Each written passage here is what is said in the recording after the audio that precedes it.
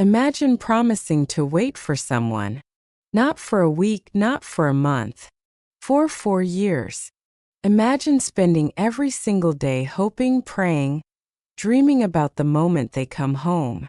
Imagine all the nights you cried yourself to sleep because you missed them so much. Now imagine watching them walk through that door, holding hands with someone else, someone who's already carrying their child. This is not a movie. This is a real Reddit story. And trust me, the ending will make you cry. Both sad tears and happy ones. Let's get into it. This story was posted on r/Am I the Asshole by a 26-year-old woman. Let's call her Emma. Emma married her high school sweetheart, let's call him Jake, when she was 22 and he was 23. They'd been together since they were 16, prom kings, homecoming, the whole fairy tale. Everyone thought they were the perfect couple. 2 months after their wedding, Jake got deployed overseas. He was in the military, and Emma knew that when she married him. But knowing something and living it are two completely different things. Emma promised to wait. And she meant it. The first year was hard. They talked on video calls whenever they could. Emma sent care packages every month, homemade cookies, photos, letters. She worked 2 jobs to save money for. The second year got harder. Jake's calls became less frequent. Sometimes weeks would go by without hearing from him. Emma told herself it was because he was busy, because he was serving their country, because he loved her. The third year was brutal. Emma's mother-in-law, Jake's mom, moved in with her. To help out, she said. But really, she made Emma's life miserable. You're not good enough for my son. He probably has someone better over there. If you really loved him, you'd let him go. Emma heard this every single day. But she stayed. Because she loved Jake. Because she made a promise. The fourth year, Emma got sick. Really sick. She needed surgery and couldn't work for 2 months. Her savings disappeared. She almost lost their apartment. Her friends told her to move on. Her own mother begged her to stop waiting. You're wasting your life, sweetheart. What if he never comes back? What if he's changed? But Emma refused. She said, I made a vow. Till death do us part. During that 4th year, something unexpected happened. A man named David moved in next door. David was a teacher at the local elementary school. Kind, gentle, always smiling. He noticed Emma struggling, carrying groceries, shoveling snow, taking out the trash. He started helping her without being asked. At first, Emma was suspicious. I'm married, she told him firmly. David just smiled. I know. I'm just being a good neighbor. But over time they became friends. Real friends. David would bring her soup when she was sick. He fixed her car when it broke down. He listened when she talked about Jake, about her fears, about how hard it was to wait. One night, Emma broke down crying on her porch. It had been 3 weeks since Jake's last call. She didn't even know if he was alive. David sat next to her and said, You're the strongest person I've ever met. Jake is the luckiest man in the world. Emma looked at him, really looked at him, and for just a second, she felt something, a flicker. She immediately stood up and went inside. She never told Jake about David, because nothing happened, because she was loyal. But that night, she cried herself to sleep wondering, what if I'm waiting for nothing? Then came the day Emma had been waiting for. 4 years, 1 month, and 6 days after Jake left, she got the call. I'm coming home, Em. Next week. Emma screamed. She cried. She called everyone, her mom, her friends, even her horrible mother-in-law. He's coming home. Jake is coming home. She spent the whole week preparing. She cleaned every inch of their apartment. She bought his favorite foods. She put up a big banner that said, "Welcome home, my love." The day finally arrived. Emma put on her nicest dress, the one Jake always loved. She did her hair the way he liked. She waited by the window, heart pounding. Then she saw a taxi pull up. Her heart leaped. The door opened.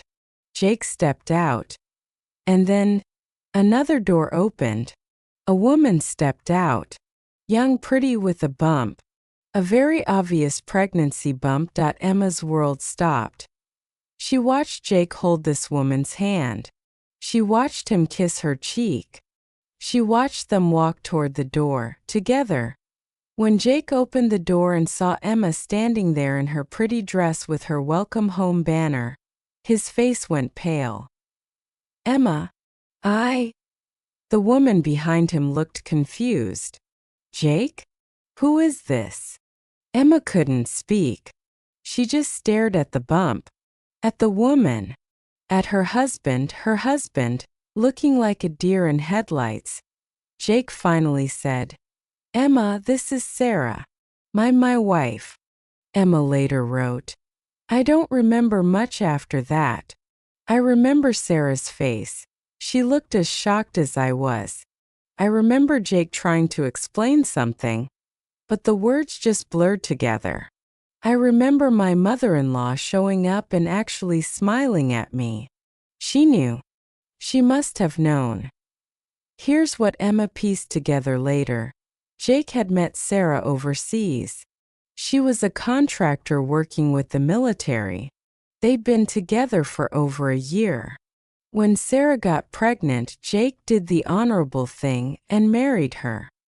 He just forgot to mention that he was already married. In his mind, the distance meant the marriage was practically over. He assumed Emma would understand. He assumed she'd just let him go. When Emma finally found her voice, she said, "I waited 4 years for you. I lost my health. I lost my savings. I lost my youth. Your mother tortured me every single day. And you have a wife." Jake had the audacity to say, "I didn't think you'd still be waiting. I thought you'd move on." Emma laughed, a hollow, broken laugh. "Move on? I had opportunities. I had men who were kind to me. I said a no to them because I made a promise to you." Sarah, to her credit, looked horrified. She turned to Jake and said, "You told me you were divorced. You showed me papers." Jake stammered, I was going to file. I just never got around to it." At that moment, Emma's mother-in-law chimed in. "Well, it all worked out for the best, didn't it? Jake has a real family now. Emma, you can finally stop clinging to my son." Emma snapped. She pointed at the door and screamed, "Get out! All of you! Get out of my house!" The next few months were the darkest of Emma's life. Jake and Sarah moved in with his mother temporarily. Jake tried to contact Emma a few times, to apologize, to explain, to ask for a divorce so he could do things right. Emma ignored every message. She couldn't eat. She couldn't sleep. She lost 15 pounds in a month. Her friends tried to help, but she pushed them away. She felt stupid, naive, like the biggest fool in the world. She wrote, "I gave that man the best years of my life. I sacrificed everything, and he threw it away like it meant nothing." Then one night Emma hit rock bottom. She sat in her dark apartment with all the photos of Jake in her lap, crying so hard she couldn't breathe. She thought about ending it all.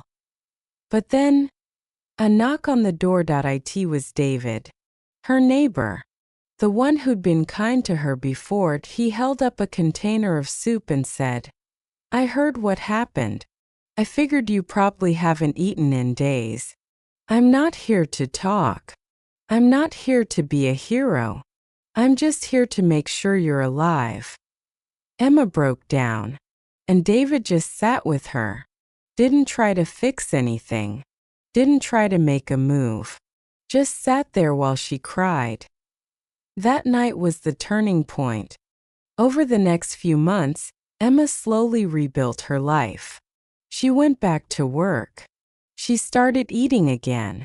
She went to therapy. And David was always there, not pushing, just present. They'd have coffee together. He'd help her with repairs around the apartment. They'd watch movies on her couch, strictly as friends. One day, Emma asked him, "Why are you so kind to me? You don't even know me." David thought for a moment and said, "I know enough. I know you waited 4 years for someone who didn't deserve you. I know you're loyal and strong and good. That's all I need to know." Emma felt something she hadn't felt in years. Hope. Meanwhile, Jake's life was falling apart. Sarah left him when she found out the full truth, that he'd lied about being divorced, that he'd abandoned his first wife without even telling her. She took the baby and moved back to her family in another state. Jake's mother, who had been so smug, now had to support her unemployed son who couldn't keep a job because everyone was against him. They fought constantly. He started drinking. Karma was just getting started. Emma and David are together now, not because he saved her, but because he showed her what real love looks like. Love that doesn't ask you to wait. Love that doesn't make you feel stupid. Love that's just there. David proposed last month with a ring on one knee in front of their families. Emma said yes. Meanwhile, Jake tried to come back. Oh yes, he did. He showed up at Emma's door one night, drunk and crying. "I made a mistake. I never stopped loving you. Sarah was a mistake. Please, Emma, give me another chance." Emma looked at him. This man she'd waited 4 years for, this man who'd broken her heart and felt nothing. No anger. No love. Just nothing, she said. "Jake, I waited 1,461 days for you. You couldn't wait 1 day for me. I'm getting married next month. To a man who would never make me wait for anything." Jake broke down. He begged. He pleaded. But Emma just closed the door. A few weeks later, Emma heard through mutual friends that Jake had been arrested for DUI. He'd crashed his car into a tree. No one was hurt, but he lost his license and was facing charges. His mother had to sell her house to pay for his legal fees. They moved to a small apartment in a bad part of town. Emma didn't feel happy about it. She didn't feel anything. She'd already moved on. Emma's wedding day arrived. It wasn't a big fancy affair. Just a garden ceremony with close friends and family. As she walked down the aisle toward David, she thought about everything that had led her here. The pain, the waiting, the betrayal, and finally the healing. David cried when he saw her. Real tears. The kind of tears Jake never shed. "And her vows," Emma said. "I spent 4 years waiting for someone who didn't deserve me. And then I spent 1 year learning that love shouldn't feel like waiting. Love should feel like coming home. David, you are my home." David's vows made everyone cry. "You are the strongest woman I've ever known. Anyone who can survive what you survived and still believe in love. That's a miracle. I promise to never make you wait. I promise to always be here. I promise to choose you every single day." They kissed. Everyone cheered. And somewhere across town, Jake sat alone in his tiny apartment, drinking cheap beer, scrolling through photos of Emma on his phone. Photos he should have deleted years ago. The wedding photos? Emma posted one on social media with the caption, "Sometimes the wrong door has to close so the right one can open." It got 10,000 likes. Was Emma wrong for finally closing the door on Jake forever? Should she have given him a second chance because they had history? Reddit's verdict was overwhelming. Ente, and not the asshole. 99% the top comment said. She waited 4 years. He didn't wait one day. She owes him nothing. The fact that she found happiness after everything she went through isn't karma. It's justice. Another comment. Jake didn't just cheat on her. He let her waste years of her life waiting for someone who had already moved on. That's not just betrayal. That's cruelty. He got exactly what he deserved. And the most beautiful comment. The best revenge isn't hurting someone who hurt you. It's living so well that they become irrelevant. Emma did that. She won. So what do you think? Have you ever waited for someone who didn't deserve it? Have you ever found happiness after heartbreak? Drop a comment below and share your story. You never know who might need to hear it. And remember, waiting for someone who wouldn't wait for you isn't loyalty, it's a lesson. Learn it, grow from it, and find someone who would never make you wait at all. Thanks for watching. Don't forget to like, subscribe, and hit that bell for more stories. I'll catch you in the next video.